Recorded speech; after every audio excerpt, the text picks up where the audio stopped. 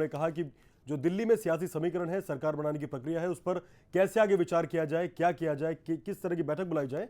तो ये सारी चीजें चल रही हैं। अभी फिलहाल एक बड़ी खबर आ रही है, दिल्ली सरकार पर बीजेपी पदाधिकारियों की जो बैठक है शुरू हो गई है। दिल्ली प्रदेश अध्यक्ष बीजेपी के सतीश उपाध्याय, उनके नेतृत्व में, उनकी अगुवाई में बैठक शुरू हुई है।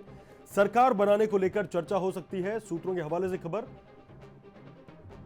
आगे क्या निकलता है ये बैठक खत्म होने के बाद पता चलेगा। फिलहाल दिल्ली बीजेपी अध्यक्ष सतीश उपाध्याय इस बैठक का नेतृत्व कर रहे हैं। बीजेपी पदाधिकारियों की बैठक जारी है। अरविंद पांडे, क्या निकल के आ सकता है सामने इस बैठक में? देखिए, दिल्ली बीजेपी की जो बैठक हो रही है, अभी नई टीम बनी है। सतीश उपाध्याय ने अपनी नई टीम बनाई है, जिसमें 8 उपाध्यक्ष और 3 महामंत्री बनाए गए हैं। तो उस स्थिति से देखा जाए, सभी पदाधिकारियों के साथ एक बैठक वो कर रहे हैं। लेकिन जो मौजूदा हालात है, दिल्ली की सियासी जो सरगर्मियाँ बढ़ गई हैं, उसको लेकर कहीं ना कहीं पूरा फोकस होगा। दिल्ली में सरकार बनाने को लेकर भी चर्चा हो सकती है, और उपचुनाव होने हैं 3 सीटों पर, उसको लेकर रणनीति बनाई जा सकती है। अगर कल को विधानसभा चुनाव में जाना पड़े बीजेपी को, जो संभावनाएं दिख रही हैं कि नंबर किसी के पास नहीं है, ऐसे में चुनाव ही एकमात्र विकल्प है। ऐसे में बीजेपी की क्या तैयारी है? अभी महाराष्ट्र और हरियाणा से जीत की खुशी मनाने के बाद अब बीजेपी 2 और चुनाव हैं, जम्मू कश्मीर और झारखंड के। ऐसे में बीजेपी नहीं चाहती कि इन दोनों विधानसभा चुनाव के साथ दिल्ली का विधानसभा का चुनाव भी हो। इसलिए बीजेपी अभी दिल्ली में कुछ वक्त चाहती है, क्योंकि दिल्ली का जो सियासी जो हालात है, वो उसमें बहुत उहापोह की स्थिति है बीजेपी के लिए। आम आदमी पार्टी बिल्कुल अरविंद, रूबी आपसे बात जानना चाहूंगा। अरविंद ने बहुत सही बात बोली, उहापोह की स्थिति में है। कांग्रेस आम आदमी पार्टी लिखित रूप से दे चुकी है कि वो चुनाव में जाने को तैयार है। फिर भी उपराज्यपाल बार बार इंसिस्ट क्यों कर रहे हैं कि हम आपको सरकार बनाने के लिए न्योता देते हैं और आप बनाइए सरकार।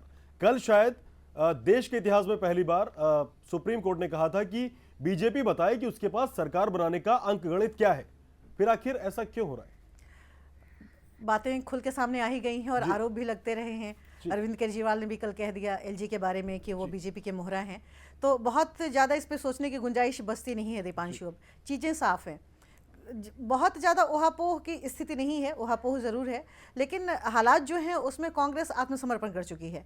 वो चुनाव हार चुकी है, लगातार हारती जा रही है। दिल्ली की सत्ता भी उसके हाथ में नहीं आएगी, वो ये मान चुकी है।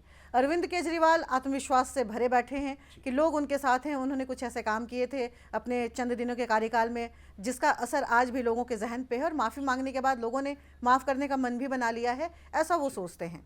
भारतीय जनता पार्टी को अपनी पूरी ताकत झोंक जी रूबी जी, आपके पास लौटूंगा, लेकिन अब से थोड़ी देर में, कुछ देर में दोपहर 1 बजे देखिए इंदिरा गांधी की पूरी कहानी हमारी खास पेशकश में।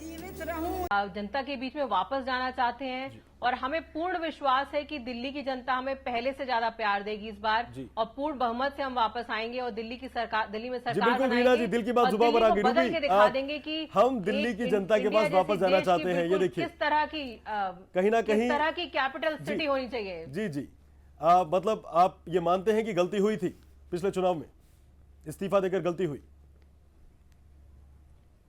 जी सर, वो तो अरविंद जी ने खुद ही कितनी बार कबूल कर लिया है कि गलती हुई थी, और जनता ने हमें माफ भी कर दिया है। गलती से सबक लिया है, उम्मीद करते हैं जनता ने आपको माफ किया होगा। फिलहाल जाके बात करिए, किसी से बात करिए, हर इंसान दिल्ली में चुनाव चाहता है, और हर इंसान कह रहा है कि आम आदमी पार्टी को वोट देंगे। जी बिल्कुल, बहुत बहुत शुक्रिया रीना जी, हमारे साथ आम आदमी पार्टी नेता मौजूद थी। इनपुट एडिटर हमारी रूबी अरुण, आपका भी बहुत बहुत शुक्रिया। अरविंद पांडे हमें लगातार पल पल जानकारी दे रहे थे जो इस वक्त दिल्ली बीजेपी में चल रहा है। आप सभी का बहुत बहुत शुक्रिया। खास पेशकश में इतना ही।